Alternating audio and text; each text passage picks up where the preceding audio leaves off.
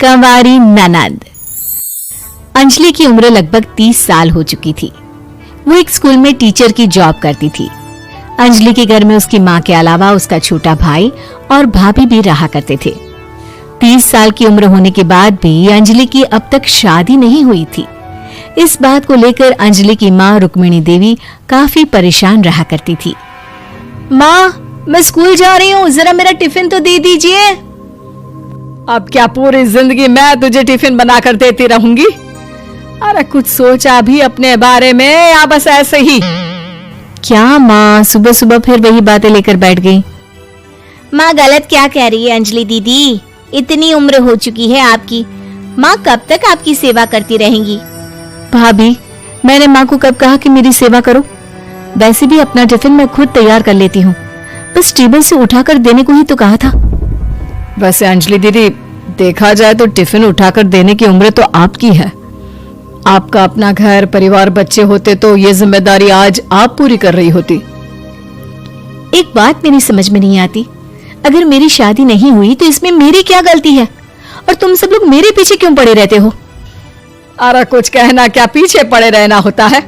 अपने छोटे भाई को देख, तुझसे 3 साल छोटा है लेकिन 2-2 बच्चे खेल रहे हैं आंगन में। मुझे आप लोगों की कोई बात नहीं सुननी, जा रही हूं मैं। और आप में से किसी को मेरा कोई काम करने की जरूरत नहीं है, मैं खुद संभाल लूंगी।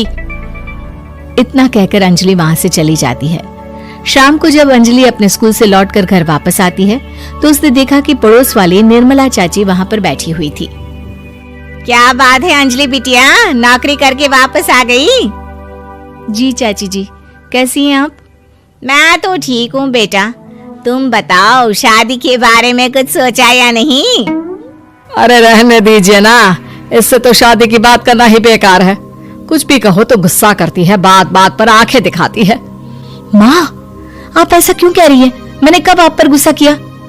अरे अंजलि बेटा, तुम्हारी माँ ठीक ही तो कहती है।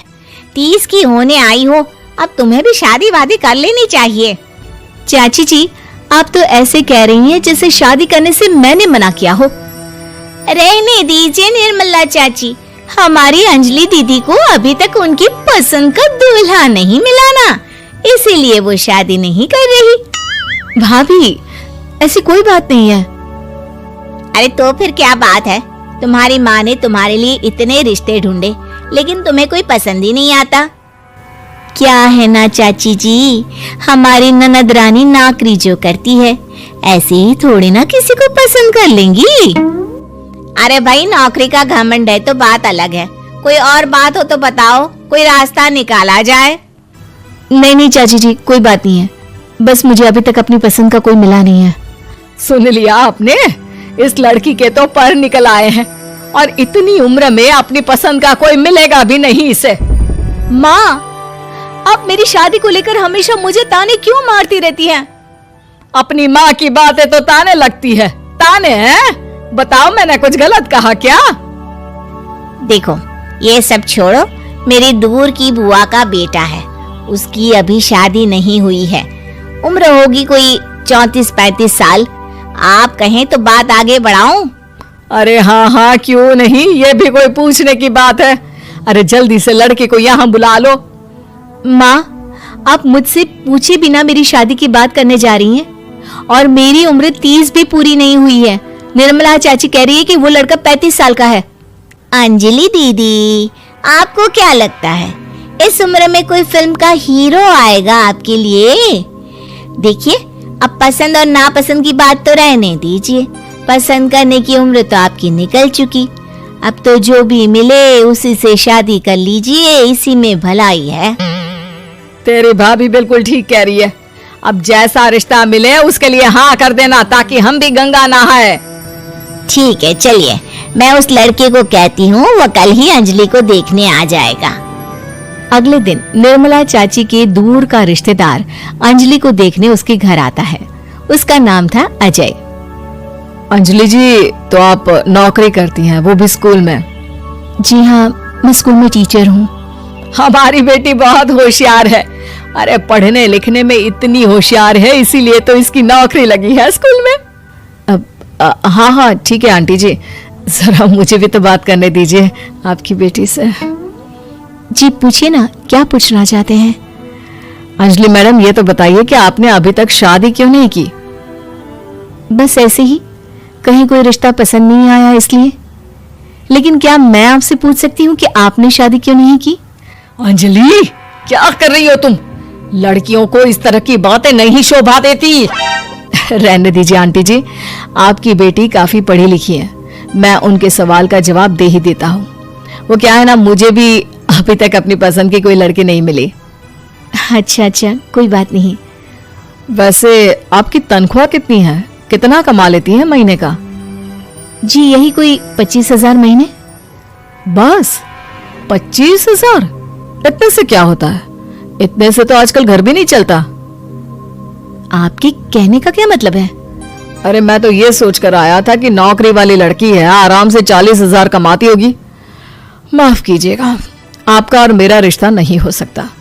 जी कोई बात नहीं, मुझे भी आपके साथ शादी करने में कोई इंटरेस्ट नहीं है। अंजलि, किस तरह की बात कर रही हो? घर आए रिश्ते को ठुकरा रही हो तुम। दीदी, अब इस उम्र में आपको इतनी अकड़ नहीं दिखानी चाहिए। अच्छा खासा रिश्ता हाथ से निकल गया, कहीं ऐसा ना हो कि जिंदगी भर कुंवारी ही रह जाओ आप। कुछ दिन और ऐसे ही निकल जाते हैं और अंजलि की शादी कभी नहीं होती। अंजलि के परिवार वाले बिंदास उसे ताने मारते रहते हैं, लेकिन अंजलि एक बड़ी नौकरी की तैयारी करती है और उसमें सिलेक्ट होने के बाद अंजलि को एक बहुत बड़ी नौकरी मिल जाती है। अब तो दीदी के नखरे और भी ज्यादा बढ़ जाएंगे भाई। अब तो इतनी बड़ी नौकरी जो लगी है, अब इनकी शादी होने से रही। माँ, मुझे नौकरी के लिए दूसरे शहर जाना पड़ेगा। आप जानती हैं ये बहुत बड़ी जॉब है और इसमें पैसे भी बहुत ज्यादा मिलेंगे। अच्छा, कितने पैसे मिलेंगे बेटा?